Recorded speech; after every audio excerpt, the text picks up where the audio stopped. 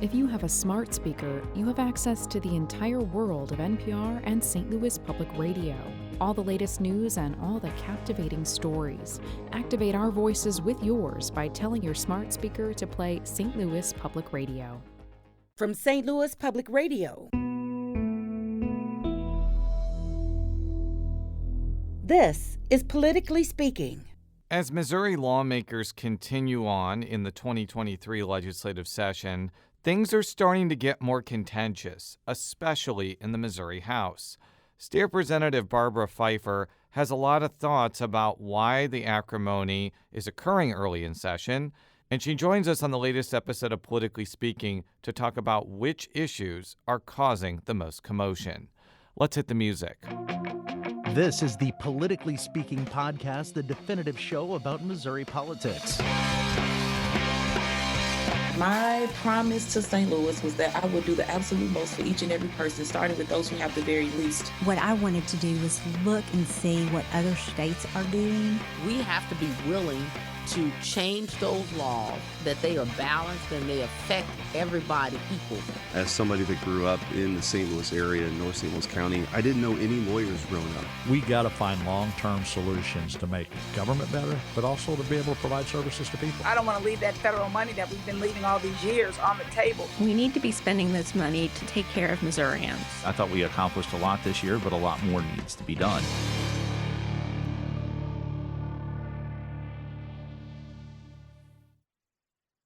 Welcome to Politically Speaking. I'm your host, St. Louis Public Radio political correspondent, Jason Rosenbaum. Joining me in Jefferson City, she covers the wild and wacky world of Missouri state politics for St. Louis Public Radio. Sarah Kellogg. And our special guest today, she represents, I think, mainly the Kirkwood area, but probably a bunch of other great cities in St. Louis County. Kirkwood and Glendale, and a little bit of West County on the other side of 270, west of 270. And I'm Barbara Phifer. So are you Eric Schmidt's state representative, by the way? Yes, I am. I'm sure. I'm Haskell. Oh, wow. There's a lot of things to talk about. How do you think the 2023 General Assembly session has gone so far?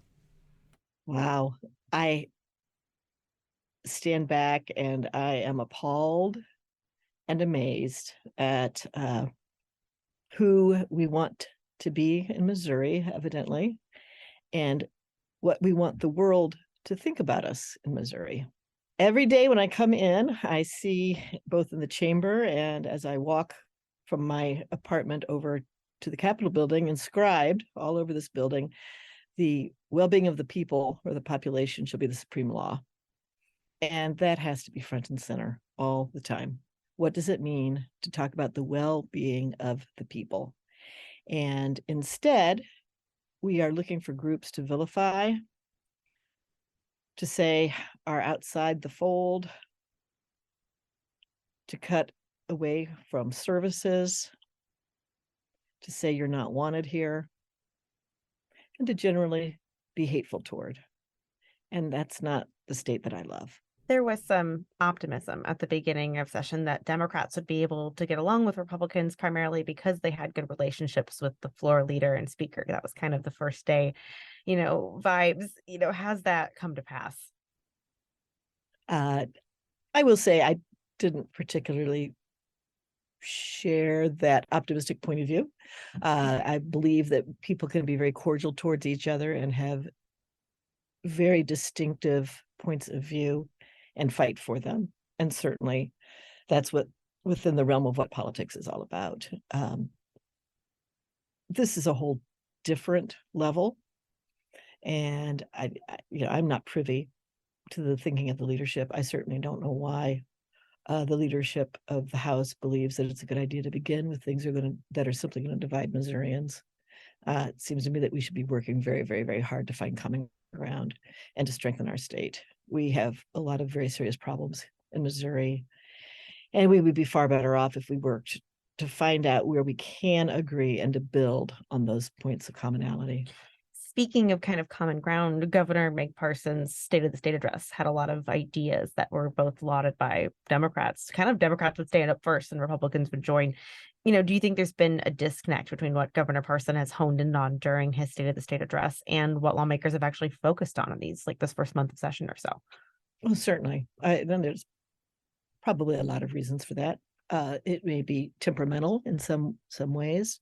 Also, Governor Parson is in his last 2 years of being part of Missouri politics, and I'm sure that he wants to go out on a good note. And every year, approximately a quarter of the House of Representatives is brand new, and you have people coming in and they're just starting out and they want to make their mark in a different way.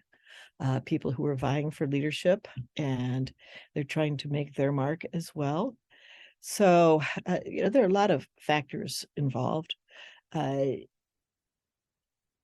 think also because a budget's very abstract, a lot of people have a hard time translating those numbers to really a purpose statement of who we are. We don't see how that's a very tangible expression of who we are as a state. So one of the issues that seems to be gaining a lot of legislative momentum and getting a lot of attention is just these slew of bills dealing with what I'm just going to generalize as LGBTQ rights. And what Republicans want to do is bar transgender girls from playing girls' sports. They want to deny gender-affirming care to minors. And there's also been legislation that's been championed by Senator Mike Moon that would limit discussion of sexual orientation and gender identity to licensed mental health professionals. Sarah, I want to make sure I'm describing that correctly.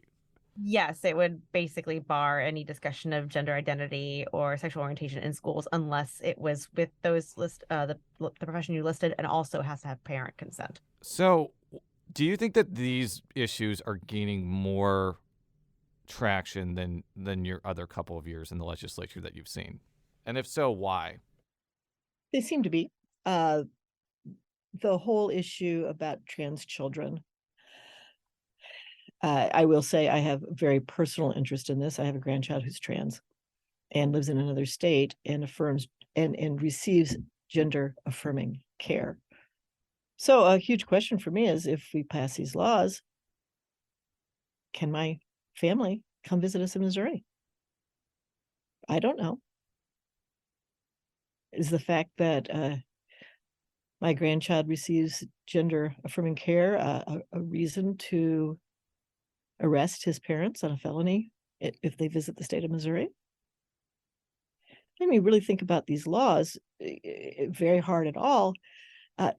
What you come up with is fascistic authoritarian rules, which are more than concerning. They are an abomination and something that any thinking person should wholeheartedly reject. If you want to look at it very pragmatically, how is the state going to attract people who are educated to come and live in the state of Missouri? People aren't going to come. How is Washington University in St. Louis going to continue to be one of the top-notch medical facilities if its endocrinology department is destroyed? Who's going to come and be a researcher? How are we going to research cancer? How are we going to do the things with the human genome we've been doing? We're trying to destroy science in our state, and it's a wedge. It looks like it's just about trans kids, but it's not. It's so much more than that. And then just the hate that's involved when you think about why in the world would you pick on a 10 or 11 or 12-year-old and their families? What kind of people are you? Who would do that to a family? If the well-being of the people shall be the supreme law, why are we destroying families? I know families that have moved away from Missouri already, and more will be leaving. And then, of course, if the people say, well, good riddance. Well, you know what? They're part of our family. They're Missourians. We're not thinking about their well-being. These laws are just simply loathsome from start to finish. The issues about what's dubbed "Don't Say Gay." I was reading just part of at one of the hearings. And somebody asked, well, could a teacher say that she was going to have a gender reveal party? And they said, well, maybe you just shouldn't talk about that. Is it going to be a felony if a teacher says, I have 3 daughters and 2 sons? Can I say I have a husband? Those are all gender issues. Exactly what are we talking about? And I really have no answer. It just seems absurd.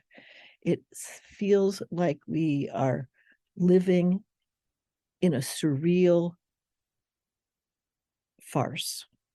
You brought up Washington University. There was that article in a conservative publication for the woman who used to work at the university's transgender clinic, and she made a host of allegations that really seem to have kind of ramped up the legislative action. I mean, that came out, I believe it was last week. Things are getting heard and passed now this week. What do you think of those allegations, and do you think this will affect the course of the debate over trans rights? I have absolutely no standing to make any kind of opinion about the allegations. I have never been to the endocrinology clinic. I do not know the person. I don't know the people who work there. So I do trust processes by and large, not always, but I think that we all have to wait and see. It would be unfortunate if we rush to pass laws based on allegations, but I suspect that's what's going to happen. Republicans claim that their constituents are supporting what they're doing kind of on this front. Do you think that there's a disconnect between Democratic stances on this and public sentiment, or are you hearing anything about this when you're canvassing yourself? Well, certainly we are a diverse state. In my district, I hear lots of people both talking to me. We get some phone calls, certainly get emails, very concerned about the anti-trans and anti-LGBTQIA kinds of rhetoric. But that's my district, and it's 36,000 people. I am probably, I would not doubt Republicans who say that they hear other things from their constituencies. But human rights aren't based on whether or not a majority of the people agree. That's not the basis of human rights. Human rights are because we're all people and we all basically have rights. So we're recording this on Thursday afternoon, but yesterday a slew of Black lawmakers and activists from around the state rallied at the Capitol. They were decrying legislative efforts to allow the governor to appoint a special prosecutor. This is targeted at Kim Gardner. Let's not even pretend that this is not. This is clearly based off Kim Gardner. They are also upset over attempts to undo what's called local control, which allows the St. Louis Mayor's office to oversee the St. Louis Police Department. What do you think of these two GOP priorities and kind of the reaction among your African-American colleagues to both of these things? I think that the reaction of my African-American colleagues is the same reaction that I have. I think that Kim Gardner was elected twice by her constituency, and that elections matter. I also believe that there are problems within the prosecuting attorney's office. And one of the things that I wonder about, and again, I'm not privy to this answer, what kind of help has the prosecuting attorney's office been offered? Instead of just jumping to saying we're going to take away the effects of an election, or we're going to abrogate what is a legislative decision, i.e. you're a prosecuting attorney, to an executive decision from the governor's office. Has anybody reached out? Has the legislature offered a budgetary item? It's so interesting to me. There would be budgetary money made available to this kind of alternative system of prosecuting attorney, but there's no alternative money made available to the prosecuting attorney office currently. So why is that? Why wouldn't we first see what we could do with the elected head of the prosecuting attorney's office? It reeks, as far as I'm concerned, of racism. You kind of alluded to this, but there has been widespread criticism over Circuit Attorney Gardner's management of that office, even from people who I would classify as quote-unquote progressive in St. Louis. Isn't this bill kind of a natural consequence of her inability to manage her own office as well as she should? Oh, I'm just sitting here thinking of all the egregious stuff that happens in the state of Missouri in various places. No, I understand that. Like, for example, like the former chief of police of Louisiana, Missouri, was charged with a crime. So I get that there's bad stuff that happens elsewhere. Right. Think of But yes. Well, but for example, I do want you to address my question. Like, there are legitimate issues with how she's managing that office. Absolutely. And so what did we do? We jumped to take away the authority of the prosecuting attorney's office. Whereas, oh man, I wish I had it in front of me. Christian County, which would be ironic, where the Agape school is, and the judge there that just seems to be dragging his feet, to put it nicely, over making sure that kids who are in these terrible boarding schools are actually protected and they're not being exploited. And before you continue, it's actually in Cedar County. I just looked it up. I just want to make that. I just want to make sure we correct that on the fly. But continue. What happens when you don't have your phone in front of you? All right. And yet we're not saying, oh, we need to make legislation for Cedar County to correct this error. So when we jump there, you got to look and say, why is that happening? Now, if there are problems in the prosecuting attorney's office, and obviously there are problems with crime in Missouri and crime in St. Louis. There can be a lot of reasons for that, but it still has to be taken care of. The first step is to say, how can we help make it better?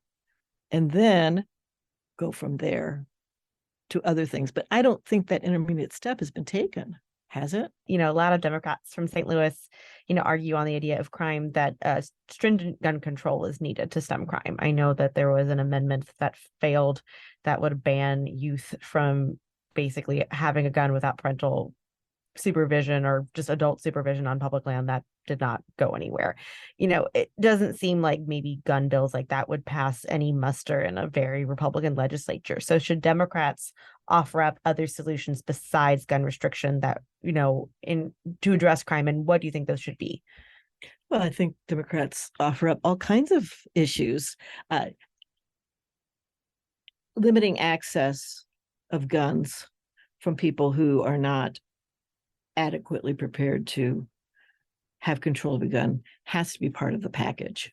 I have 7 grandchildren between the ages of 4 and 16, and none of them should go around carrying a gun.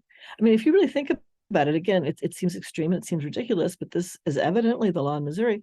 My 4-year-old granddaughter could carry an automatic rifle. Again, it's theater of the absurd. What are we doing to ourselves if that's legal? But we have all kinds of gun control or responsible gun use measures all the time, and none of them go anywhere, including mandatory locking up of guns, having gun safes, keeping gun trigger locks on your guns. I'm very much in favor of the laws that can temporarily take away guns when somebody is having a mental health crisis. Issues about guns in the hands of people who've been domestic abusers. All of those things are issues that Democrats have and continue to offer, and they don't go anywhere. We'll be right back after this quick break with State Representative Barbara Phifer.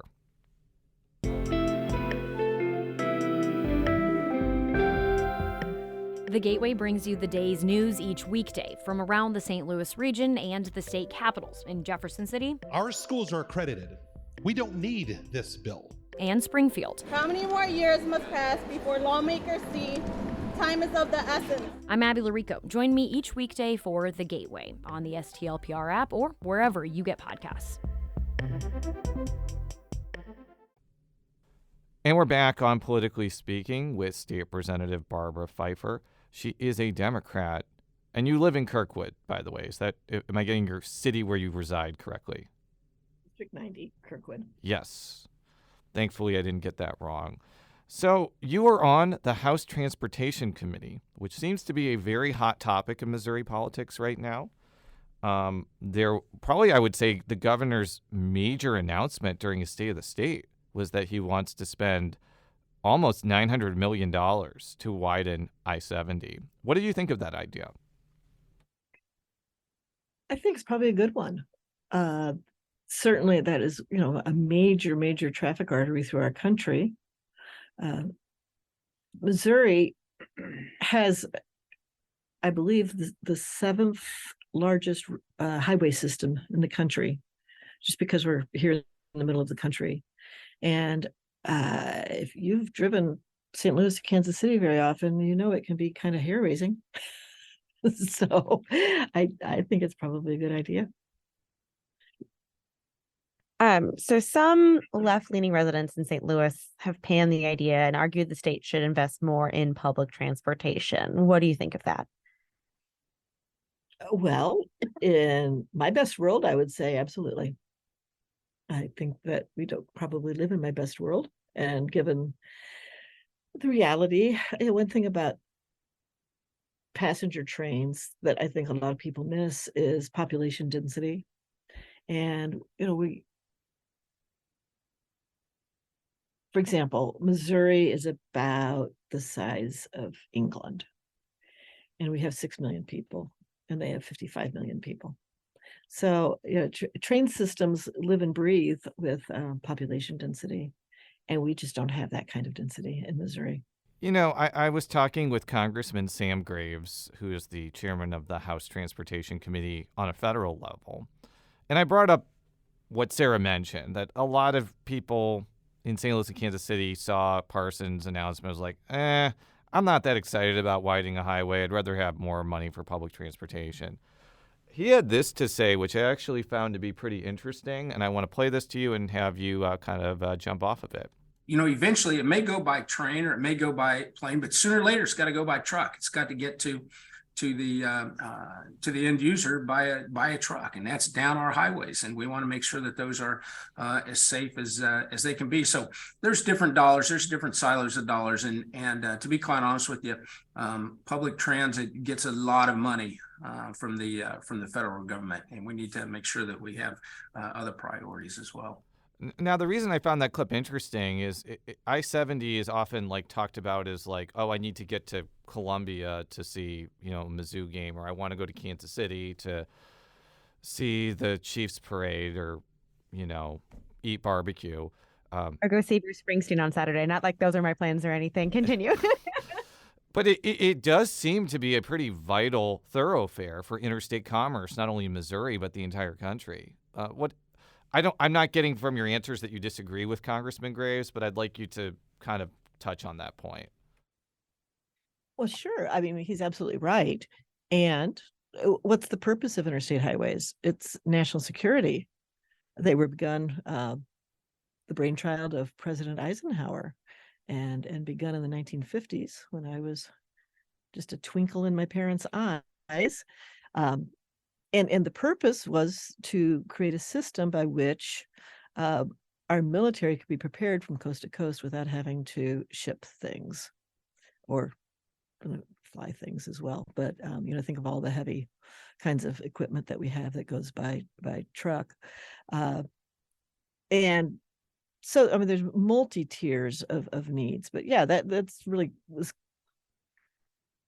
what Representative Graves said. It kind of piggybacks on what I was trying to get across about, we have this very large system of highways in Missouri because of the interstate nature of the traffic that we get. One of the interesting things to me is that we have a lot of users who are not Missouri residents. And so we get a lot of road use from non-Missouri residents. And according to our state constitution, we can't have toll roads, which kind of adds a whole other flavor to this, because then we don't really have a good system of user fees for the people who are putting the most use on the roads. The Missouri legislature has generally not funded public transportation on any significant level. I think last year might have been the first year where there was actually, I think it was, can't exactly remember, but there was a significant amount invested in public transportation. Why do you think it kind of took until last year to have that? And do you think, anything can be done to kind of keep that going? Well, last year we passed the gas tax. So that's two sessions ago. That's right? 2 sessions. Yeah. Mm-hmm. Last year to me is like 2 years. Yes. But so the money is just beginning to come in. But also then we begin to see the federal money, and we're starting to think about how we're going to be using that federal money in different ways, which has opened up some funding that we didn't have otherwise. And so, I mean, really, there are a lot of issues going forward about how tax money will be used, but we're still kind of in this period where we have more money than we had anticipated because of the federal funding from the COVID money. So let's shift one more time. We've been doing a lot of shifting, and you've been very patient with us, Representative. But I want to talk about efforts to make constitutional amendments harder to pass and the initiative petition process just frankly more difficult. So there has been something that has passed out of the House that raises the threshold to pass a constitutional amendment from a simple majority to 60%. There have been a lot of other ideas, too. Where do you see this issue going over the next few months? To the voters? You anticipate it passing the Senate? I think there's a very good likelihood it'll go to the voters. I am miffed about it. I think that probably it won't pass. But one of the things that really irritated me about it is the legislature is using a simple majority to put a vote in front of the people that would require a 60% majority. So in the future, we can continue to ask constitutional questions to the people of Missouri with a 50% plus one majority, whereas the people of Missouri have to have a 60%. I've heard Henderson said it would apply to both legislators and the people. You don't agree with that? It didn't look like that when I read it. So that's good to know. But I think I understand your overall point. Your overall point is that when this gets put on the ballot, and I agree with you, I think this is going on the ballot, but it would only need a simple majority to be put into the Constitution. And then after that, everything has to be 60%. So it could pass with 50.0001%, not 60%. That's kind of what you're trying to say here, right?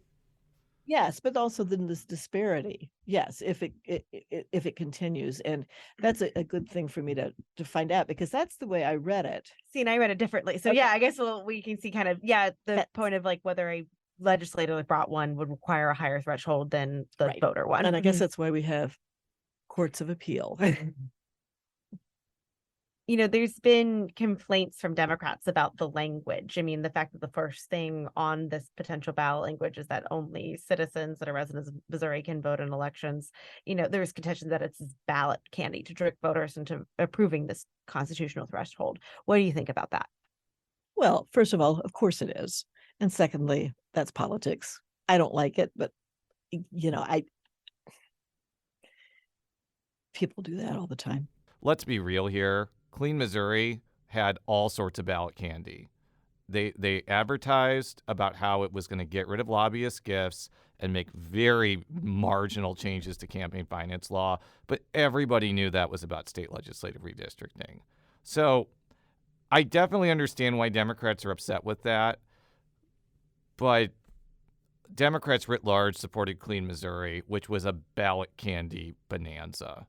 So it seems like you can't really decry one and accept the other. That's kind of my observation. Am I wrong? No, I think you're right. And I haven't gotten particularly exercised by it either. Yeah. And, you know, I'm actually old enough to remember when Democrats would at least grumble around the edges about the IP initiative and the 50% margin back when the Democrats were in control.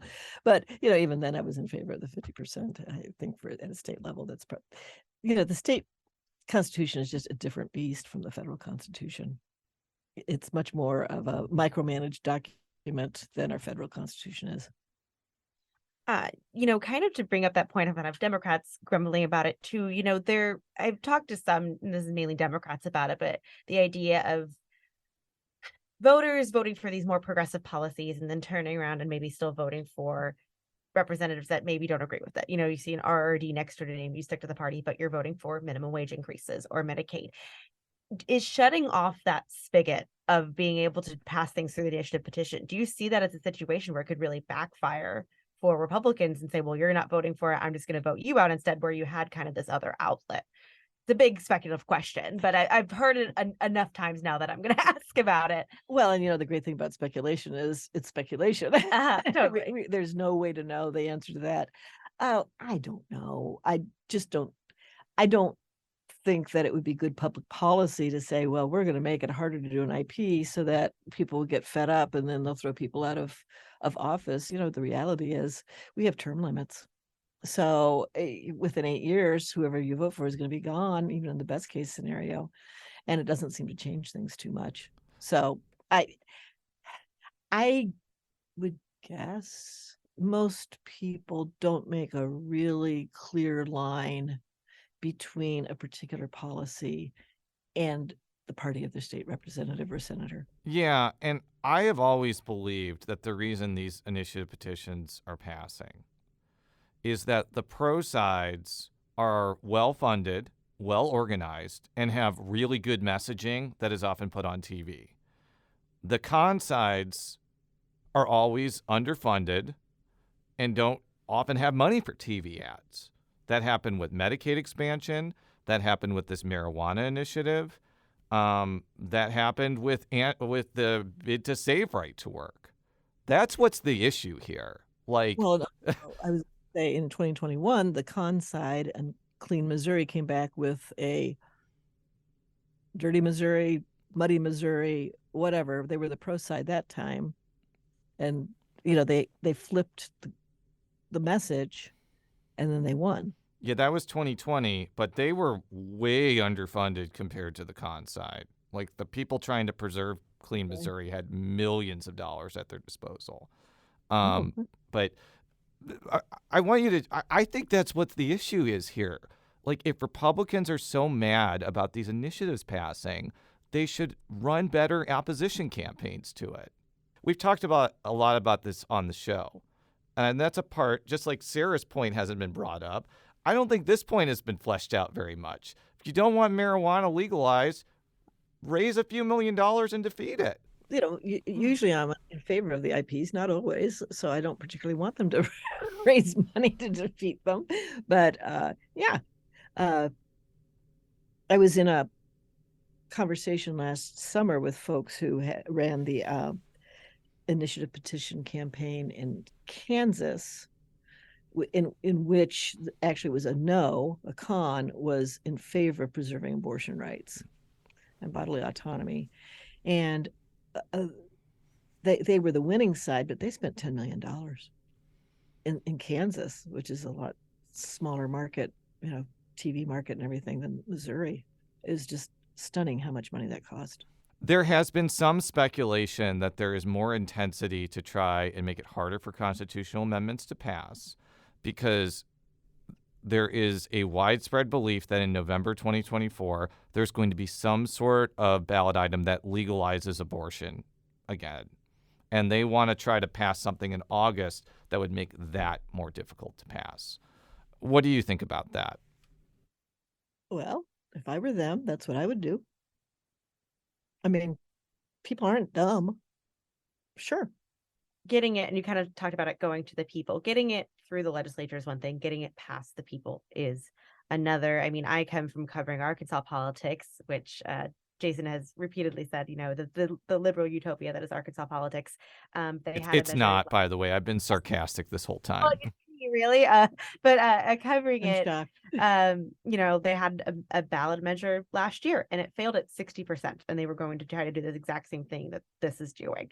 Do you feel like you kind of have the downhill advantage as far as messaging on when this eventually does probably go to voters?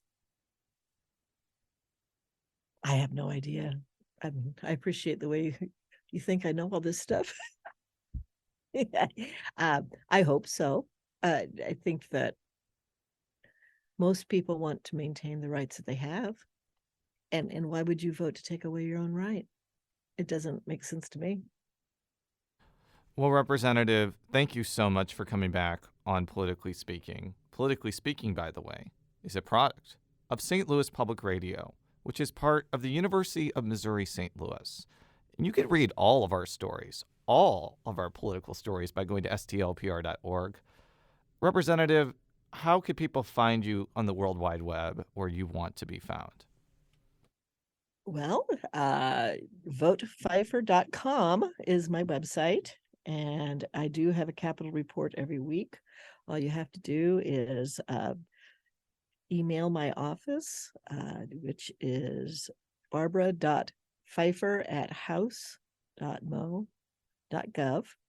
And if you look on my Facebook page, I'm on Facebook.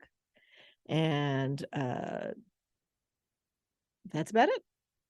And thank you very much. And thank you very much. Until next time, so long.